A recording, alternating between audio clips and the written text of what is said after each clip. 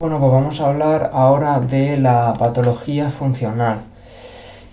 Bien, vamos a usar esto. La patología orgánica es aquella en que los síntomas que sufre el paciente pueden ser explicados por alteraciones estructurales, bioquímicas o metabólicas. Existen métodos objetivos de diagnóstico y en su gran mayoría tienen un tratamiento etiológico. Por contra, la patología funcional, los síntomas no pueden ser explicados. Los síntomas no pueden ser explicados por alteraciones estructurales, bioquímicas o metabólicas. El diagnóstico es básicamente clínico y no tienen tratamiento etiológico si no tienen tratamiento sintomático. Según los criterios de Roma IV, que definen los trastornos funcionales digestivos, tenemos los trastornos funcionales esofágicos, los trastornos funcionales gastroduodenales, los trastornos funcionales intestinales, el síndrome de dolor abdominal funcional, los trastornos funcionales de la vesícula biliar y del esfínter de Oddi, los trastornos de las funciones anorrectales, los trastornos funcionales del recién nacido y del lactante y los trastornos funcionales de niños y adolescentes. Bueno, pues nos vamos a centrar en los trastornos funcionales gastroduodenales e intestinales. Los demás de dolor abdominal, de la vesícula biliar y del esfínter del Oddi, del ano rectal, de los lactantes y de los recién nacidos, de los niños y de los adolescentes y de las esofágicas, eso no lo vamos a tratar en este tema. Dispepsia funcional. Bueno, viene del griego que significa mala cocción. Debe aparecer al menos uno de los siguientes síntomas durante 3 meses de evolución y se hayan iniciado al menos 6 meses antes. Es decir, 6 meses antes se han iniciado y persiste uno de ellos al menos durante 3 meses. Son 4. La plenitud postprandial,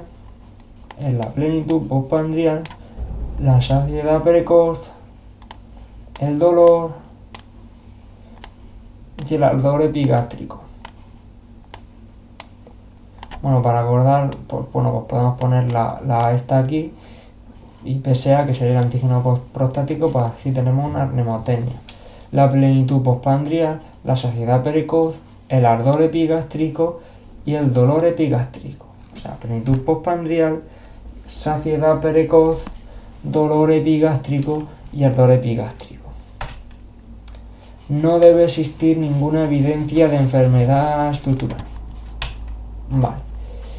Bueno, la dispepsia funcional es una enfermedad compleja. Existe un solapamiento frecuente con otros síndromes digestivos. Es un problema sanitario de enorme magnitud. Elevada prevalencia. Entre el 10 y el 30% de la población. Los síntomas crónicos o recurrentes, ¿no? Deben haberse iniciado al menos 6 meses antes y al menos uno estar presente durante 3 meses, ¿no? Que eran la plenitud postprandial, la saciedad precoz, el dolor epigástrico y el ardor epigástrico. Disminuye mucho la calidad de vida.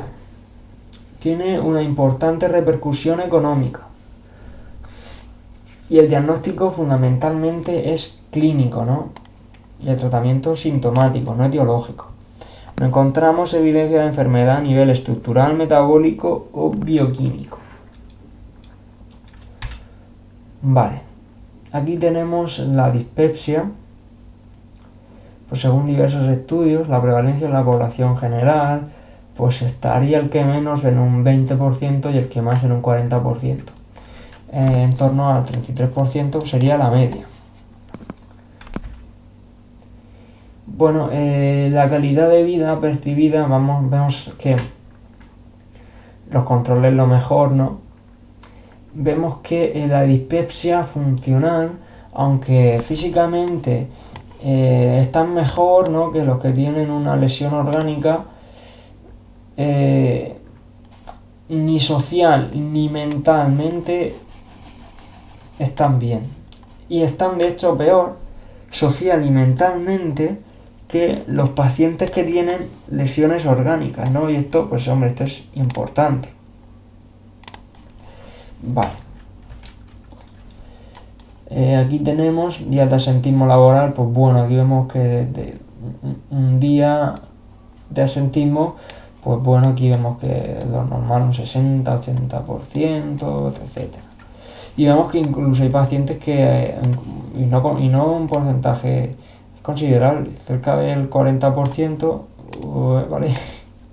Poco menos, a lo mejor un 30 y pico, tiene un asentismo de más de 28 días, es decir, es importante.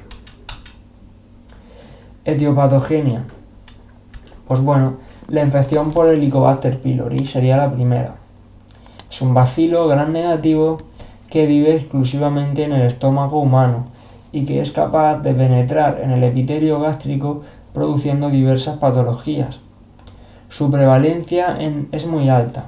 En España se sitúa en torno al 50%, o sea, el 50% de las personas pues tiene el Helicobacter pylori, ¿no? Y esto, pues, hombre, esto es importante. Y se contagia por vía orofecal. Actualmente se recomienda en la dispepsia funcional, ¿no? Habíamos dicho que era pirosis, ardor, dolor, pirosis, ardor, dolor. No, pirosis no. Plenitud postprandial, saciedad precoz, dolor epigástrico y ardor epigástrico. Plenitud postprandial, saciedad precoz, plenitud postprandial, saciedad precoz, dolor epigástrico y ardor epigástrico. Plenitud postprandial, saciedad precoz, dolor epigástrico y ardor epigástrico. Vale. Una hipersecreción ácida gástrica también se encontraría en la etiopatogenia. Entonces tenemos la Helicobacter pylori, un bacilo gram negativo que vive exclusivamente en el estómago humano y que es capaz de penetrar en el epitelio gástrico produciendo, pues eso ya lo hemos visto, ¿no? Luego un aumento de la secreción ácida también. Una alteración en el vaciamiento gástrico también.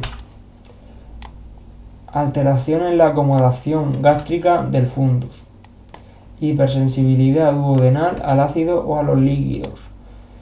Disfunciones del sistema nervioso central o de sus relaciones con el sistema nervioso autónomo. Y factores psicosociales. Vamos a Helicobacter pylori. Entonces el Helicobacter pylori, el aumento de la secreción gástrica, alteraciones en el vaciamiento, alteración en la acomodación, sería otra. Luego tenemos la hipersensibilidad duodenal a los ácidos, disfunciones del sistema nervioso central o del sistema nervioso autónomo,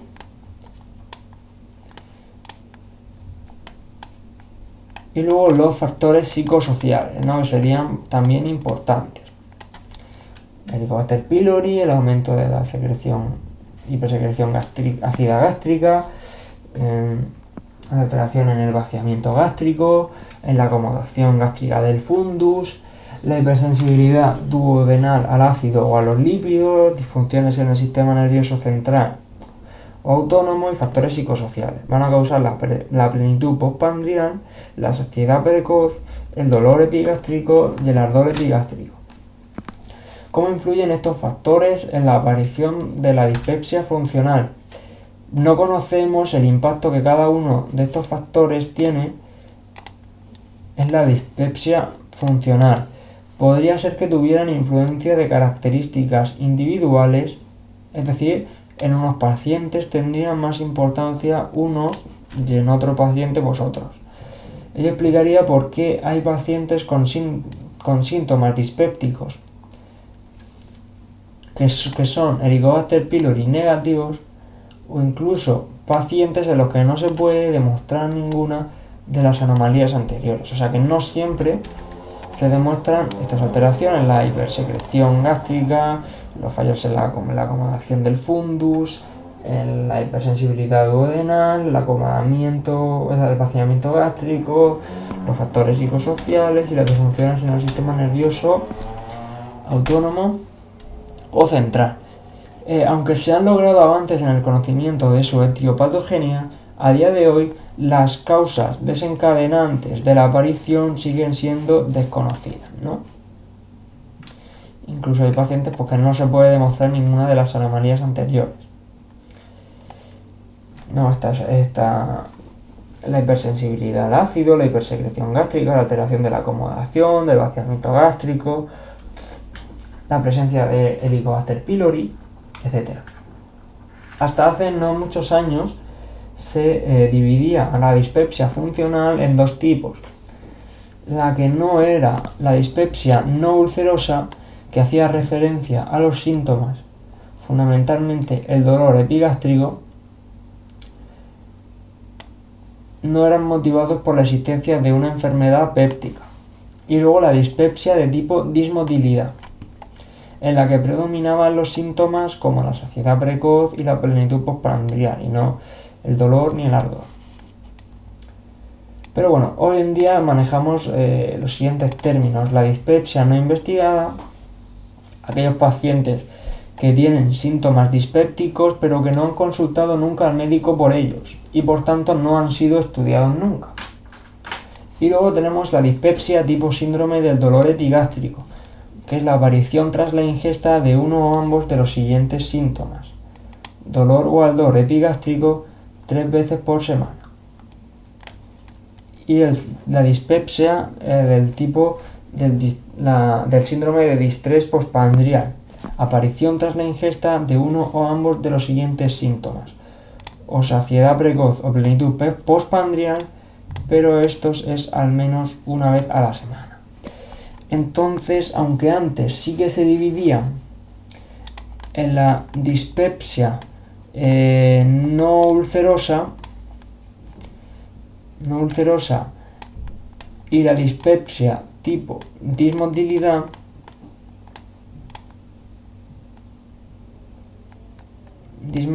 dispepsia no ulcerosa y dispepsia tipo dismotilidad, ahora se dividen en dispepsia no investigada, en dispepsia tipo síndrome de dolor epigástrico y dispepsia tipo síndrome de distrés postprandial, ¿no? O sea, cambia dolor epigástrico, distrés postprandial, donde predomina la saciedad precoz y la plenitud postprandial al menos una vez a la semana, mientras que dolor y ardor epigástrico es al menos 3 veces por semana durante 3 meses, ¿no? Y al menos uno de esos dos del dolor epigástrico y bueno, aparecen hace 6 meses. Aunque en la práctica existe un notable solapamiento entre ambos subgrupos. Vale. Bien. La subclasificación de la dispepsia: habíamos visto la dispepsia funcional, teníamos el síndrome de distrés postprandial, en el que predomina al menos 3 veces por semana la plenitud postprandial o la saciedad precoz, una vez por semana, distrés postprandial una vez, y luego en el que predomina el dolor epigástrico, puede haber dolor epigástrico o ardor epigástrico, estos 3 veces por semana. Pues aquí tenemos la investigada, la no investigada, la orgánica, ¿no? Diagnóstico. Las claves para el diagnóstico de la dispepsia funcional es que el diagnóstico es eminentemente clínico. Por lo tanto, si preguntan, ¿existen pruebas o marcadores específicos? No existen. Es obligatorio realizar un diagnóstico de exclusión de patología orgánica, ¿vale? Porque decir que ninguno de los síntomas es explicable por patología orgánica era uno de los criterios, y así debe ser, ¿no? Por lo tanto, a ver cuánto queda, diagnóstico, vale. La dispepsia, pues bueno, tenemos que hacer una anamnesis y exploración física. Si no se ha investigado nunca, pues tenemos que hacer una prueba de Helicobacter pylori. Si es positiva, se erradica. Si es negativa, se inicia un tratamiento empírico. Vale. Ahora, si tiene ante la anamnesis y la exploración física, tiene síntomas de alarma y más de 45 años, hay que hacer una endoscopia. Vale. Entonces, según la endoscopia, pues bueno, podemos ver la presencia de dispepsia orgánica, que habrá que proceder al tratamiento según la causa, o de dispepsia funcional, que sería el tratamiento de la dispepsia funcional, que es eminentemente sintomático, ¿no? Etiológico. Eso sí tiene síntomas de alarma y más de 45 años. Vale. Y luego, según las características clínicas, pues tenemos que excluir la enfermedad por reflujo gastroesofágico y el síndrome del intestino irritable, considerar fármacos, la ecografía, autotaque abdominal, tránsito intestinal, manometría, pHmetría.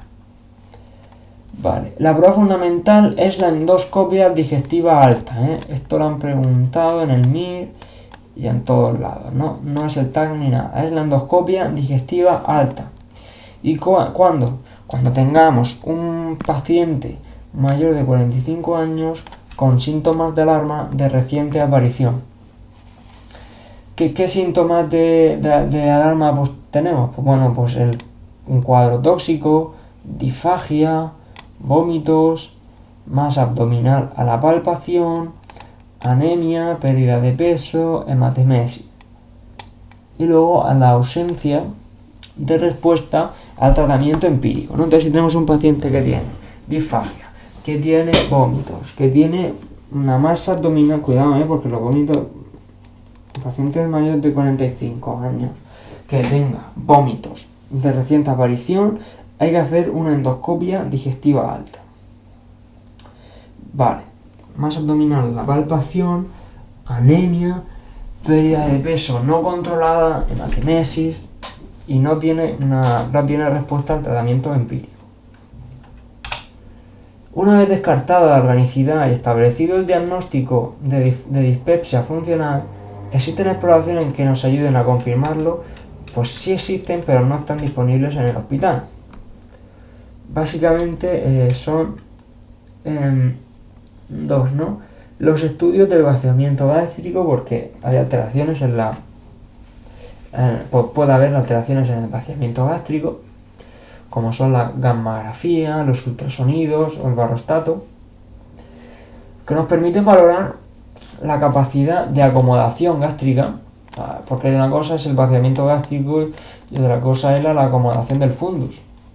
Y vemos que cómo se distribuyen los alimentos con esta gammagrafía, ultrasonografía o barostato, pues que se encuentran alterados en muchos pacientes dispépticos. No tenemos dos tipos, síndrome de distrés, tipo distrés postprandial o tipo dolor epigástrico. Y luego estudios de hipersensibilidad visceral que nos permiten valorar la sensibilidad de la cavidad gástrica a la distensión. Suele estar aumentada en un subgrupo de pacientes dispépticos. Entonces, estas pruebas complementarias, que son los estudios de vaciamiento gástrico y las respuestas los estudios de hipersensibilidad visceral, pues no se encuentran disponibles en la mayoría de hospitales. Tratamiento. Aquí las tenemos, ¿no? Hay que hacerle un traje a su medida, ¿no? Cambios en el estilo de vida sería lo primero. Disminuir el sobrepeso si lo hay. Fomentar el ejercicio físico. Instaurar un horario regular para las comidas. Comer despacio y masticar adecuadamente. Caminar un rato después de comer o de cenar. No fumar. Evitar el abuso de alcohol en las comidas. Evitar el exceso de grasa, de embutidos, de salazones y de picantes. Bebidas carbonatadas, en fin, todo esto. Erradicar el Helicobacter pylori en aquellos pacientes que sean positivos.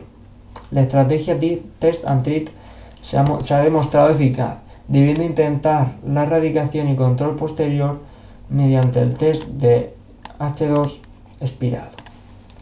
En cualquier caso, esta estrategia es adecuada en todo paciente de que se demuestre la infección por Helicobacter pylori, ya que está demostrada su relación directa con la aparición de patologías como la enfermedad ulcerosa o la gastritis crónica atrófica. E incluso se considera un carcinógeno de tipo 1, aunque hoy en día la realización de cribado del mismo no es costo efectiva. Vale. Decir que aunque siempre que se diagnostique hay que tratar el Helicobacter pylori, ¿no? Porque si no puede cursar como una gastritis crónica atrófica, un carcinógeno de tipo 1, una enfermedad ulcerosa. Medidas farmacológicas. Fármacos antisecretores que disminuyen o frenan la producción de ácido, como la ranitidina o los IVPs, han demostrado su utilidad, sobre todo en aquellos pacientes que demuestran una dispepsia funcional de tipo síndrome de dolor epigástrico, ¿no? La presencia de dolor epigástrico durante 3 veces por semana. Fármacos procinéticos que actúan sobre la motilidad gastroduodenal y son especialmente eficaces con los que tienen el subtipo síndrome de distrés postprandial. O sea que vamos a ver, si tenemos un síndrome de dolor epigástrico, lo que tenemos que hacer es dar pues IVPs o la ranitidina, ¿no?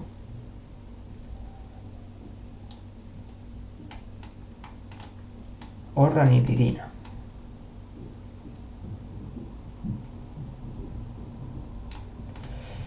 Y los que tienen el tipo síndrome de distrés postprandial, lo que hay que dar son procinéticos. Hay que dar procinéticos.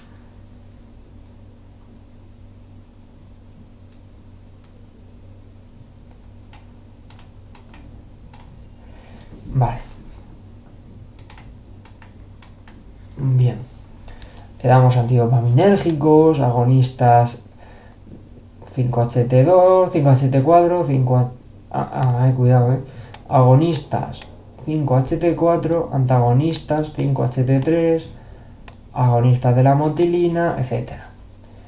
Fármacos que mejoran la acomodación gástrica, la paroxetina, ¿no? O sea, ya hemos visto que antes los estudios de vaciamiento gástrico y los estudios de hipersensibilidad visceral eran importantes, pues bueno, pues la paroxetina mejora la acomodación gástrica. Y luego los tricíclicos a dosis bajas. Entonces así, para repasar, para los que tienen dolor damos IVPs o ranitidina, y para los que tienen distrés postprandial damos procinéticos. Y luego la paroxetina para la acomodación gástrica y los tricíclicos son pues muy buenos. Las intervenciones psicológicas, pues los pacientes con dispepsia funcional presentan sobre todo en el subgrupo femenino niveles más altos de ansiedad, depresión y percepción negativa de eventos de estrés psicosocial que los sujetos normales. Por eso las diferentes terapias psicológicas que se pueden realizar son un apoyo importante para los tratamientos anteriores. Nunca es un tratamiento único e inicial. Por lo tanto, es una patología muy prevalente con gran incidencia en la calidad de vida social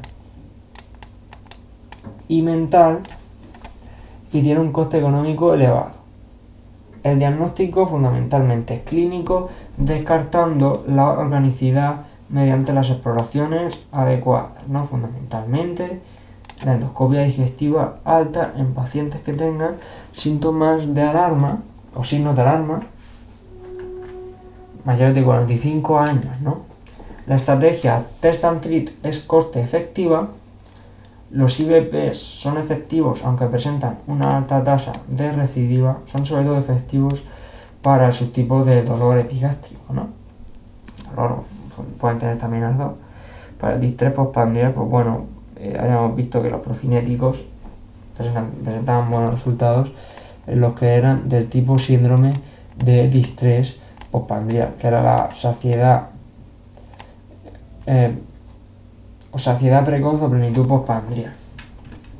Pueden utilizarse otras alternativas si falla el tratamiento con